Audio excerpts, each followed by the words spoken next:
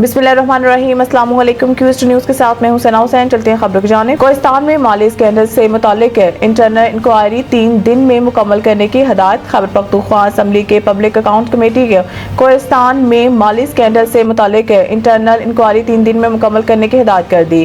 Khyber Pakhtunkhwa assembly के public account committee का इजलास speaker KP assembly Babar Saleem Swati के ज़ेर सदारत हुआ, जिसमें मुतल्लिका हुकाम ने शिरकत की।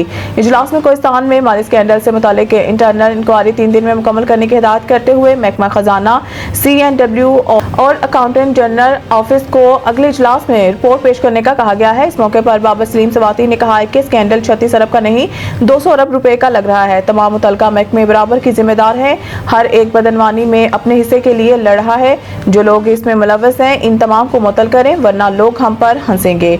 उन्होंने मजीद कहा है कि अवाम को पता चलना चाहिए कि हमारे इदारे कितनी बदनवानी कर रहे हैं। ये सिलसिला बंद करेंगे और तमाम जिम्मेदारों को कानून के कटहरे में लाया जाएगा। पाकिस्तान ने पहलगाम वाक़या पर भारत इल्ज़ामात को सख्ती से मुस्तरद कर दिया। न्यूयॉर्क में अक़वाम मुत्तहिदा में पाकिस्तान के मुस्तकिल मंदूब आसिम इफ्तिखार ने न्यूज़ कॉन्फ्रेंस करते हुए कहा है कि दुनिया जान ले पाकिस्तान का पहलगाम वाक़े से कोई ताल्लुक नहीं। दुनिया इस वाक़े की साफ शफाफ तहक़ीक़ात करे, पाकिस्तान मुकम्मल तावन करेगा। आसिम इफ्तिखार ने कहा है कि पाकिस्तान अपनी सालमियत और दिफा के लिए मुकम्मल तैयार है। भारत ने एक तरफा तौर पर वर्ल्ड बैंक के तवज्जो से तय पाने वाले सिंतास मुआहदे को खत्म किया। पानी जिंदगी है, जंगों में इस्तेमाल होने वाला हथियार नहीं। माजी में लड़ी जाने वाली जंगों के दौरान भी दरियाओं का पानी नहीं रोका गया। उन्होंने कहा है कि 24 करोड़ पाकिस्तानियों का इन्हिसार इन दरियाओं पर है। अगर पानी रोका गया तो नताइज का जिम्मेदार भारत होगा। जब तक मसला कश्मीर हल नहीं होता, खित्ते में अमन कायम नहीं होगा। मसला कश्मीर कश्मीरियों की उमंगों के मुताबिक हल होना चाहिए। पाकिस्तान के मुस्तकिल मंदूब ने यह भी कहा है कि कश्मीर पाकिस्तान और भारत के दरमियान बुनियादी मसला है। भारत के हालिया इक़दामात पर शदीद तहफ़्फ़ुज़ात है। दुनिया खित्ते में अमन के क़याम के लिए किरदार अदा करे। पाकिस्तान की दरख्वास्त पर इजलास बुलाने पर सलामती कौंसिल के मशकूर हैं।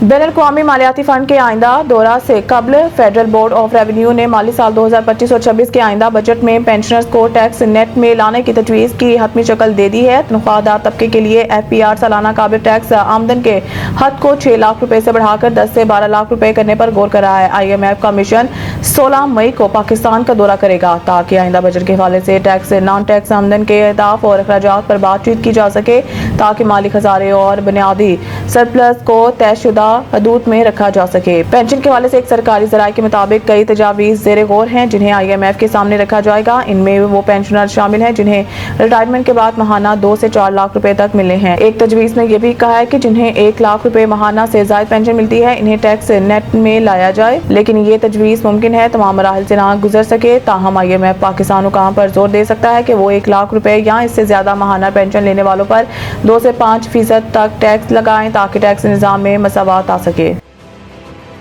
पाकिस्तानी सफीर बराए अमेरिका रिजवान सईद शेख ने कहा है कि भारत की 24 करोड़ अफराद पर मुश्तमिल ज़रई मईशत को नुकसान पहुंचाने की कोशिश ऐलान जंग तस्वुर की जाएगी। पाकिस्तानी सफीर रिजवान सईद शेख ने अमरीकी थिंक टैंक नुमाइंदगान को पाक भारत कशीदा सूरत हाल पर ब्रीफिंग दी और पहलगाम वाक़ये की गैर जानबदाराना और शफाफ तहकीकात के मुतालबे का अयादा किया। पाकिस्तानी सफीर ने कहा है कि भारत ने पहलगाम वाक़ये से मुतालिक कोई सबूत पाकिस्तान या दुनिया के सामने नहीं रखा।